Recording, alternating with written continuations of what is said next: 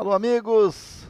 Sou o professor Zé Moreira e mais uma vez, diretamente dos estúdios do CETEC, Porto Alegre, estamos filmando dúvidas e dicas que a gente passa para os alunos na internet.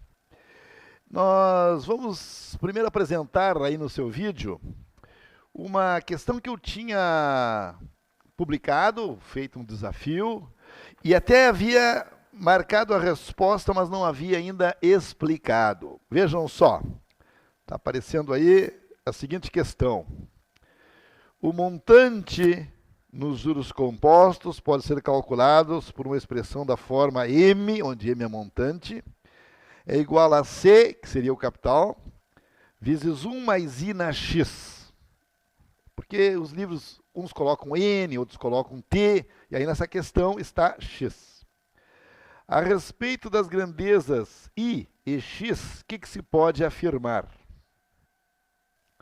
Então, na letra A diz que I representa a taxa na forma decimal no prazo de aplicação.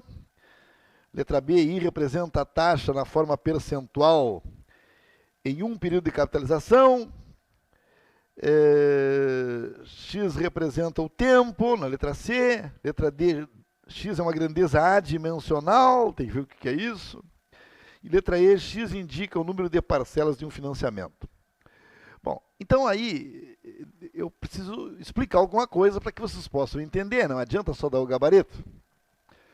Mas agora vai aparecer na tela de vocês uma outra questão relativa também a juros compostos e taxa, que foi do TJ Amazonas 2013, uma prova elaborada pela Fundação Getúlio Vargas, e essa questão também foi trazida pela a colega, a aluna Carla Kramer, que é estudiosa dos concurseira, né? Muito afiada, né? E por que eu estou selecionando junto? Porque eu vou fazer uma explicação teórica agora, que vai servir tanto para esta questão, que a gente já vai ler aqui, como para aquela anterior. Aqui é bem teórica, diz assim, para julgar qual é que está certa. Na primeira afirmação eles dizem que a taxa nominal é sempre expressa ao ano. Na segunda afirmação eles dizem que a taxa efetiva é implícita, que é uma palavrinha aí que não se usa muito, taxa efetiva de uma taxa nominal é sempre obtida de forma proporcional no regime do juros simples. E 3, a taxa anual equivalente a uma taxa efetiva implícita é sempre maior que a taxa nominal que lhe deu origem. Tá? E consideram que a inflação seja nula e tal. Bom, então, realmente, pessoal, eu vou fazer para essas duas questõezinhas apresentadas, eu vou fazer uma exposição teórica, porque com isso vocês já conseguem entender. Não adianta eu só resolver a questão sem dar um fundamentozinho, que é o que eu quero. Mas já vou dizendo que aquela número 1 ali, ó, tá? E essa questão eu já peguei o gabarito definitivo, ela não foi anulada, nada. Tá? A resposta é a letra E. Então a banca diz que a taxa nominal, ela diz que tudo está certo. Começando com a primeira, que diz que a taxa nominal é sempre expressa ao ano. Então, mais uma vez, eu peguei isso aí, pelo fato de que os alunos estudam, por exemplo, no caso da Carla Kramer, está sempre aqui no CETEC estudando, e no caso dessa lista de exercícios é de um curso para concursos, né? Porque os alunos concurseiros, você sabe, eles estudam pelo material de tudo que é concurso, de cursos e concursos. E daí a pouco, a banca também é de gabarito, não é só o curso que deu a lista, a banca também é de alto gabarito. No entanto, a questão está totalmente errada. E tem outras bancas, se vocês pesquisarem, eu vou dar alguns exemplos, né? Nem cogitam isso aqui. Então, vamos analisar o primeiro pecado mortal grave dessa questão. Diz que a taxa nominal é sempre expressa ao ano. Esses dogmas não existem. Foram inventados na época que o professor de matemática não sabia português. Taxa nominal, pessoal, quer dizer uma taxa que é apenas de nome. Ela é citada, ela é nomeada. Da mesma maneira que denominador se chama denominador porque ele dá nome à fração. Né? Da mesma maneira que tudo na matemática tem uma razão de ser, mas matemáticos, aí eu estou falando, quando foram criados os termos, eu acho que naquele tempo os caras sabiam português, depois veio uma época que ninguém sabia mais nada. Né? Então a taxa nominal é apenas de nome. Né? Não tem o menor sentido falar que ela só expressa o ano. Então vamos aqui para a nossa aulinha e aí vocês vão entender o que eu quero dizer para vocês. Primeiro nós temos que ter uma pequena noção de juro composto. E os juros compostos se caracterizam por ter dois tempos, o tempinho e o tempão. Como assim? Sim, nós temos o prazo de aplicação, que eu vou chamar de tempão, e temos o período de capitalização, que eu vou chamar de tempinho. Vamos imaginar que nós temos um capital de 100 mil, aplicados por um ano, esse é o tempão, esse é o prazo de aplicação, a uma taxa nominal de 60% ao ano. O que significa uma taxa nominal? Que ela é apenas de nome, ela serve como referência, mas ela é, em valores absolutos, 60% ao ano. O que realmente é uma taxa nominal? Tu não reconhece por um conceito, porque os livros, não só essa banca, a maioria dos livros didáticos brasileiros inventam um conceito para taxa nominal para ter alguma coisa para conceituar. E falam, não dizem nada. Geralmente diz assim, é aquela em que é expressa na unidade de tempo maior do que o prazo de aplicação é maior que a taxa que o tempo se refere, alguma coisa assim, umas bobagens que não tem nem pé nem cabeça, né? Alguns dogmas. Então, assim, ó, a taxa nominal de 60% ao ano é a mesma coisa que dizer uma taxa nominal de 30% ao semestre, é a mesma coisa que dizer 15% ao trimestre, e é a mesma coisa que dizer 5% ao mês. Tudo isso aqui são exemplos de taxas nominais, porque as taxas nominais, tu reconhece ela porque ela aceita proporcionalidade. Tu navega de uma para outra pela proporcionalidade. E 30% em meio ano tem a mesma proporcionalidade que 60% em um ano, que 15% ao trimestre. Isso é em juros simples. Sim, mas acontece que o juro composto é uma sucessão de juros simples. Tá? Então nós vamos apresentar um exemplo para capitalização bimestral. O que significa capitalização bimestral? Tá? Eu vou fazer pequenos exemplos. No nosso curso a gente faz um exemplo tudo maior um pouco. Tá? Eu falei que tinha dois tempos. O prazo de aplicação é um ano. O que significa capitalização bimestral? Vou fazer uma definiçãozinha para dar um certo impacto. Capitalização bimestral significa que durante um bimestre o meu dinheiro fica aplicado a juros simples. Mas como não estou em juro composto? Sim, mas o período de capitalização indica o período durante o qual o referencial não muda. E se o referencial não muda, é juros simples. E, na verdade, juro composto é uma sucessão de juros simples. Os livros não dizem isso porque não querem, mas é isso. Então, durante um mês, melhor dito, durante 2 meses, o meu dinheiro não vai crescer 5% sucessivo de 5%. Não vão ser 2 acréscimos sucessivos, 1,05 vezes 1,05, que vai dar 1,1025. Não, ele vai crescer 5 mais 5, vai crescer 10. Tu raciocina no período de capitalização, tu raciocina juros simples. Então, o meu dinheiro vai crescer 10%. Então, o montante, após um ano, vai ser o meu capital, que durante um bimestre ele fica crescendo os juros simples de 5%, num bimestre cresce 10%. Aí o que acontece? Passado esse bimestre, se eu acompanhar, eu já estou com 10% acima do que eu tinha, do capital inicial. Aí sim, é como se eu pegasse o dinheiro, levasse para outro banco e lá aplicasse novamente os juros simples. Mas claro que o dinheiro fica no mesmo banco. A partir desses 2 meses, tudo isso aqui vai ser reaplicado e durante 2 meses ele novamente vai ficar a juros simples de 5% ao mês. Então ele vai crescer novamente 10%. E assim de bimestre em bimestre. E a grande pergunta é, quantos bimestres há em um ano? Isso mesmo, 6. Por isso que ele sofrerá 6 acréscimos sucessivos.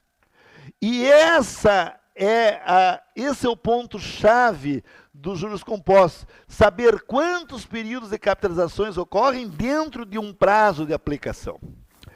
Então, com isso, nós chegamos naquela jogada de que o montante vai ser o capital, que multiplica 1,1 na 6, e fica aquele formato que nós dizemos que é M é igual a C, que multiplica capital, alguma coisa, na N, que nós já vamos explicar o que é. Tá? Aquele formato de juro composto. Claro que isso aqui vocês podem já conhecer quanto é que é, ou podem procurar nas tabelas. Geralmente os concursos bancários vão trazer nas tabelas. E, portanto, isso aqui vai ficar capital, que multiplica 1,1 na sexta, que deve ser 1,79586, mas vamos calcular, vai que a memória metralha, né? Acho que é 1,77156. 1,77, vamos fazer 1,1 elevado na sexta, 1,77156, tudo bem? Então, 1,77156, isso significa que o meu dinheiro está sofrendo um acréscimo de 77%, ou seja, a taxa efetiva é o crescimento real do dinheiro, real, falando já num ambiente de inflação zero, como dizia o problema, tá? É o que efetivamente cresce o meu dinheiro, ou seja, aqui eu estou vendo que existe uma taxa efetiva de 77,15% em um ano, porque casualmente o prazo foi de um ano, 77,15% em um ano de prazo, aqui de 177% do capital, mas o acréscimo é aquilo que passa de 100. Então, essa é a taxa efetiva. E, claro, que se o capital é 100 mil, então o montante vai ser 100 mil vezes 1,77156, e, portanto, eu chego no montante de 177.156. Para ver os juros, é só ver quanto cresceu o meu dinheiro. Se eu comecei com 100 e terminei com 177, então os juros são 77.156. Assim que eu descubro os juros da capitalização composta. Bom, vou fazer mais uma vez, desta vez uma capitalização mensal. Capitalização mensal. Tá? Mas para isso, vamos então definir o seguinte. M é o montante. Ou eles vão dar ou eles vão perguntar. C é o capital. Ou eles vão informar ou eles vão perguntar.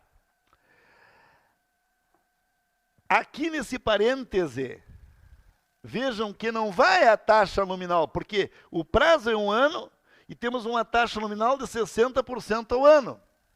Mas vejam que não vai 1,6 aqui dentro. Aqui dentro foi 1,1, ó. E o que significa esse 1,1? Significa o acréscimo ocorrido em um período de capitalização, como se juros simples fosse. E por que juros simples? Porque eu vou somar 5 mais 5, e eu só posso somar percentagens quando a base de cálculo é a mesma. E isso caracteriza juros simples. Então nós vamos escrever isso, ó.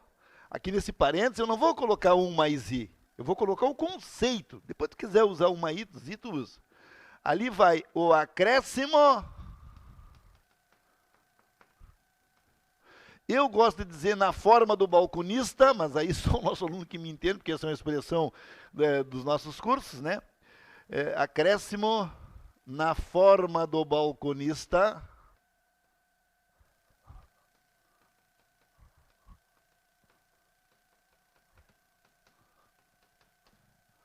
ocorrido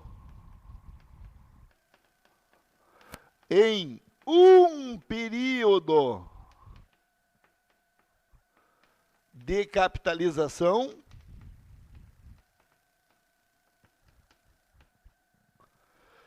como se fosse juros simples. Já vamos explicar melhor isso aqui. Vejam que eu não coloco 1,6 aqui, que é a taxa nominal. Aqui nesse parêntese vai o acréscimo ocorrido em um período de capitalização, como se isso aí fosse juros simples, porque eu somei 5 mais 5, 10 para chegar nisso aí. Isso é o parêntese. E o expoente? O expoente é o expoente é a razão entre o prazo de aplicação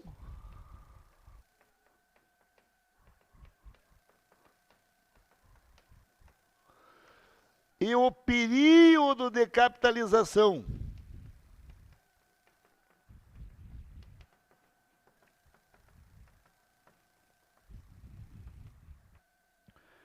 Ambos na mesma unidade. Já explico o que quer dizer isso. Ambos na mesma unidade. Então está aqui, isso aqui, ó. Por exemplo, aqui nesse caso, qual é o prazo de aplicação? 1 ano. E qual é o período de capitalização? 1 bimestre. Só que não tem sentido dividir dessa forma. Então eu tenho que colocar ambos na mesma unidade. Então se eu dividir 12 meses por 1 bimestre, que são 2 meses, então, crânio nessas unidades, eu descubro um número puro, que é 6, que é o que vai aqui nesse expoente. Então, esse número 6 é um número adimensional. Ele não tem unidade porque eu cortei as unidades. Aquele número não é tempo, como muita gente ensina. Mas, pessoal, isso é uma pergunta teórica importantíssima. E se vocês procurarem nas provas, vocês ganham. Nessa mesma FGV eu vou trazer. Seguidamente, tem questões perguntando se alguma coisa é adimensional ou não. Também isso fica para os próximos encontros, né? Então ali, aquele número não tem dimensão, tá? Aquilo ali não é o tempo, não é o prazo, não é nada. Aquilo lá é a razão entre o prazo de aplicação e o período de capitalização. Porque se tivesse unidade, teria que dizer qual é a unidade. Se fosse tempo, seria meses. Por isso que tem uma diferença entre T e N. Só que os fabricantes das calculadoras, para eles, N é T, mas T é tempo, e o tempo tem unidade. Por isso que lá no juro composto, pelo menos no juro simples, pelo menos nos meus cursos, eu uso T. Por quê? Porque lá é tempo. E por que é tempo? Porque tem unidade, meses, dias, anos. Esse N aqui do juro composto não é tempo, porque ele não tem unidade. É um número puro. E essa é uma questão teórica. Só que a maioria dos professores ia rodar. Bom, então vejam só. Vamos dar um exemplo de que é assim mesmo que se aplica sempre. Tá? Vamos dar um exemplo. Vamos imaginar que a capitalização seja mensal. Então está aqui o montante, o capital é 100 mil. O que eu vou colocar dentro do parêntese? É o crescimento ocorrido a juros simples em um mês. Que no caso, como é um mês, e eu consegui proporcionalmente colocar os 5%, então aqui dentro, enquanto não eleva no expoente, ainda está em termos nominais. Então o meu dinheiro vai crescer 5%. E depois vem a segunda pergunta. Como é que eu acho o N? Bom, qual é o prazo de aplicação? 12 meses. Estou falando para lá, ó.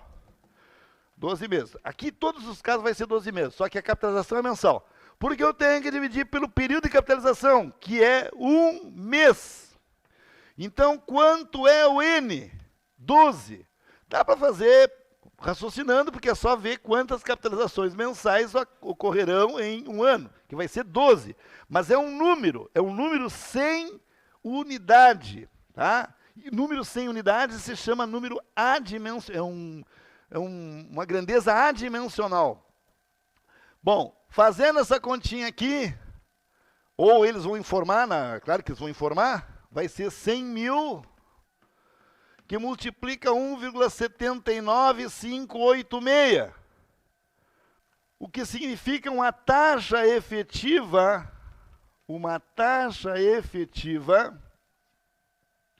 de 79,58% em um ano. Ué, mas e por que o meu dinheiro aqui cresceu mais? Porque houve um maior número de capitalizações, que é uma mudança de referencial, e aí uma bola de neve, que justamente é a ideia do juro composto. Então, eu chego num montante de 179.586, e o que cresceu meu dinheiro são os juros. 100 mil comecei, terminei com 179, então isso aqui foi o que eu ganhei de juros. Muito bem. Vejam que nesse caso aqui, nominalmente, o meu dinheiro cresceu, teve 6 acréscimos de 10%. Nominalmente, isso que quer dizer nominal. Nominalmente, foram 6 acréscimos de 10%. Mas, efetivamente, o meu dinheiro cresceu 77,15%. Essa é a taxa efetiva. E nem é implícito. Mas eles usaram a palavra implícito, deixa assim. Né? Pouca gente usa mais juros implícitos quando é factoring, lá, desconto de título. Aqui, por exemplo, houve 12 acréscimos sucessivos de 5%. Nominalmente, ocorreram 12 acréscimos de 5%, mas que efetivamente resultaram num crescimento de 79,58% do meu dinheiro. Bom, aí eu vou mais uma vez mostrar que isso aqui vale sempre. Vamos fazer uma capitalização trimestral. Tá? Uma capitalização trimestral. O que significa isso? Significa que durante 3 meses o meu dinheiro vai crescer a juros simples. E para chegar, então, vamos lá, o montante está aqui está os 100 mil. Tá? Aqui é o seguinte, ó, aqui vai o acréscimo ocorrido em um período de capitalização, como se juros simples fosse. Tá? O acréscimo ocorrido em não é em 2, nem em 3, nem no prazo todo, é em um período. E se ele é como se fosse juros simples, então a taxa nominal aquela aceita a proporcionalidade, você chega a ela por proporcionalidade. Então o trimestre, já que é trimestral, tanto pode vir de cima para baixo, 60 no ano, 30 num semestre, 15 num trimestre, como também proporcionalmente se é uma taxa nominal de 5% ao mês, porque ela é apenas de referência, tá? Então, ela não precisa ser ao ano. Então, uma taxa nominal de 5% ao mês, em 3 meses, nominalmente, vai crescer 15%, a juros simples. Então, aqui dentro desse parêntese, vai 15%, porque enquanto ele não é afetado do expoente, ele ainda goza dessa propriedade de proporcionalidade, e é isso que caracteriza uma taxa nominal. Tá? É que nem tu reconhecer um pêssego, é pêssego por causa do DNA. Tem o pêssego branco, o pêssego amarelo, lá pela código genético, lá sei lá o quê. Fósforo branco, a mesma coisa, fósforo branco, fósforo vermelho, ou então carbono, na forma de diamante, na forma de carbono, na forma de grafite, tudo é carbono por causa do número atômico. Então, pela mesma razão, tá? Nós conseguimos reconhecer que a taxa nominal, porque ela tem uma propriedade que aceita proporcionalidade. A taxa efetiva, ela aparece quando ela é exponencializada. Quando eleva em algum expoente, aí ela já passa a ser expoente. Quando eleva na n. E n é qualquer número real positivo. Tá? Então, aí vai ser taxa efetiva. Mas aí vem a pergunta, quantos trimestres há em um ano? 4. Que também eu consigo dividindo 12 meses por 3 meses. Então, é o número 4 que vai aqui dentro. E com isso, nós vamos chegar em 100 mil vezes 1,74901. Então eu descubro que a taxa efetiva é de 74,9%. 74, deixa eu só conferir de novo, porque velho é assim, né? 1,15 na 4. 1,74, 900, que a maioria das tabelas arredonda para 901. Então, 74% em um ano. Essa é a taxa efetiva. O montante chega em 174.901 e os juros são de 74.901, tá? Tudo bem. Então, para começo da história, o N é um número sem dimensão. Mas, para que eu possa agora fazer algumas outras explicações, eu vou apagar pelo menos alguma coisa para lá, tá? Que você já tem aí. Se eu pegar o período de capitalização e multiplicar pelo N, aí eu vou ter o prazo de aplicação. Então, por exemplo, nesse caso aqui, ó, o N é 6 e o prazo é 6 bimestres. Quando eu escrevo dessa forma, aí é o prazo. Mas se perguntam qual é o N, a resposta é 100 unidades. E isso pode cair a qualquer momento. Determine N. N não é 6 bimestres. Quem é 6 bimestres é o prazo de aplicação, que é diferente, porque aí o período de capitalização passa para cá multiplicando. Aqui é a mesma coisa, tá? São 4 trimestres. Então, isso aqui foi na capitalização bimestral. Na capitalização trimestral, o que nós temos? Para esse caso que eu estou falando, né? N é 4 e o prazo de aplicação, se tivesse perguntado, não é problema, seria 4 trimestres, que é uma outra maneira de dizer que é um ano, porque nós sabemos que o prazo é um ano. Mas é muito diferente perguntar N do que perguntar prazo, são coisas distintas. Isso é uma grandeza, isso é outra grandeza e isso é outra. Esta é medida em tempo, esta é uma medida de tempo, uma grandeza, por isso que eu falei que era o tempão, esta é o tempinho, mas é tempo, medida em bimestre, semestre, anos, o que for, mês, e N é uma grandeza adimensional. Pronto, que é aquela questão lá, a resposta é a letra D do Orbelina, N é uma grandeza adimensional, mas não interessa que as calculadoras confundam que T e N é a mesma coisa, que os professores confundam, claro, eles acreditam nos americanos, né? Então ele sai repetindo que aquilo ali é o prazo, que não é o prazo, mas isso aqui é um erro grave, pensar que isso aqui é o prazo. Principalmente, então, eu não coloco T aqui, porque T eu reservo para tempo, lá no juros simples é T. Tudo bem, agora vamos fazer mais um caso. Vamos fazer capitalização anual. Esse mesmo problema, com capitalização anual. Anual quer dizer de ano em ano. Oral, de hora em hora. O que tu prefere, anual ou oral? Bom, melhor oral, que aí é de hora em hora. Então, vamos uma pausa para o cara já fica inútil e começa a enlouquecer. Aí é o seguinte, capitalização anual. Então, vamos montar. Aqui é 100 mil. O que vai no parêntese? Vai o acréscimo ocorrido na forma do balconista em um período de capitalização, como se fosse juros simples. Sim, mas se a capitalização é anual, bom, então ele vai crescer 60%. E quanto é que é 60% na forma de acréscimo? 1,6. E quantas capitalizações anuais há em um ano? Uma. Então, a taxa efetiva, nesse caso, coincide com a taxa nominal. Quem é que disse que sempre a taxa efetiva vai ser maior? Eu não sou obrigado. E é um problema de juro composto. Entendeu? Porque o cara pensa, professor, qual é a diferença entre a taxa nominal e a efetiva? E aí o professor lá pensa que tem que ter uma diferença. A diferença é que a taxa efetiva é aquela que tu obtém depois de exponencializar. Mas se esse expoente for 1, numericamente, não tem diferença. Então está errada essa questão da Fundação Getúlio Vargas. Primeiro, quando diz que a taxa nominal sempre é expressa em anos. E depois, quando lá no fim, pode passar aí na tela, eu acho que ainda está na tela, né, Joca? Nosso diretor Joca Zorté. A letra D, vamos vir aqui para o púlpito.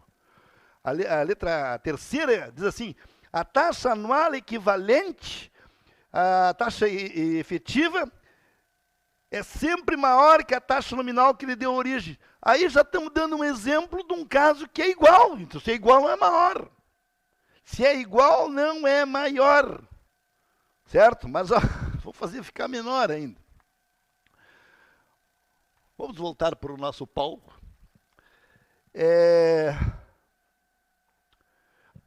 Isto aqui é, ao mesmo tempo, uma taxa nominal, sim, 60% ao ano, e ao mesmo tempo efetiva.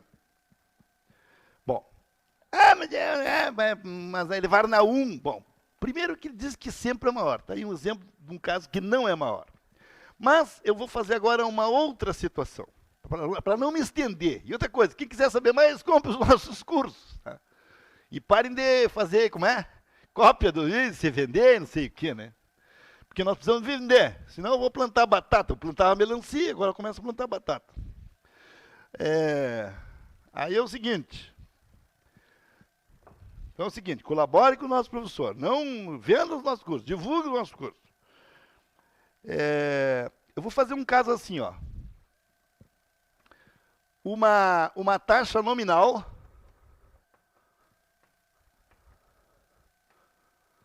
de 10,5% ao ano. Eu até vou expressar o ano por gosto. Só que eu quero que a capitalização, tá, que o prazo, tá? Onde é que eu tinha já escolhido aqui? Que o prazo de aplicação seja de 2 anos. Mas a capitalização seja quadrianual. Ah, mas eu nunca vi isso. Bom, mas e daí? Eu quero capitalizar só de 4 em 4 anos. Ou tem alguma regra, algum dogma? Porque agora, com tanto dogma, é capaz de ter um dogma que não pode capitalizar, que o máximo é 1 ano, talvez. Talvez algum tipo de bíblia matemática. Bom, então, vamos ver esse caso aqui, ó. Vejam que a taxa nominal, ela é proporcional. Isso significa que seria 21% em 2 anos e seria 42% em 4 anos. Sim ou não? Porque taxa nominal tem proporcionalidade, mas eu expressei ela o ano, já que o cara disse que é para expressar o ano. Bom, então vamos tentar achar aqui, ó. O que vai no parêntese? Vai o acréscimo ocorrido em um período de capitalização como se fosse juros simples. Então, meus amigos, em um período de capitalização, só um pouquinho. Aqui são... Tá, então aqui foi que eu errei. Do exemplo que eu quero, né? Eu quero que a capitalização seja... Desculpem aí. Capitalização bianual, na verdade. E que o prazo de aplicação seja 1 ano. Que o prazo de aplicação seja 1 ano. Tá? Na verdade, o que eu queria mesmo era ter dito que a taxa nominal era de 42% a cada 4 anos. Mas não tem problema, porque nós vamos ter que colocar no parêntese através de proporcionalidade. Pelo seguinte, o que vai no parêntese, mesmo que eu diga 10,5% num ano, que é a mesma coisa que dizer 42% em 4 anos, em termos nominais, tá? No parêntese só vai ter um número, não tem como, diga isso, só vai ter um número dentro do parêntese. Porque aqui no parêntese é o acréscimo ocorrido em um período de capitalização, como se fosse juros simples, ou seja, que eu chego até esse parêntese como se fosse juros simples. E aí eu tenho 2 caminhos. 2 anos é metade de um ano, quer dizer que se num ano era 42, num ano é 21, em 2 anos é 21. Ou se é 10,5 ao ano, em 2 anos é 21 também. Então aqui não tem como não ser assim, ó. Tantos 2 anos a 10,5, como metade de 42, que é 42% a cada 4 anos.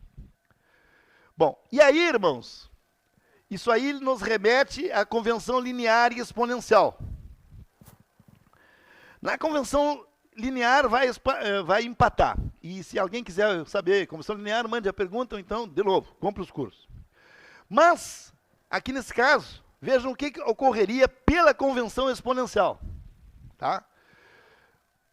Prazo de aplicação, 1 ano. 1 ano. Período de capitalizações, 2 anos.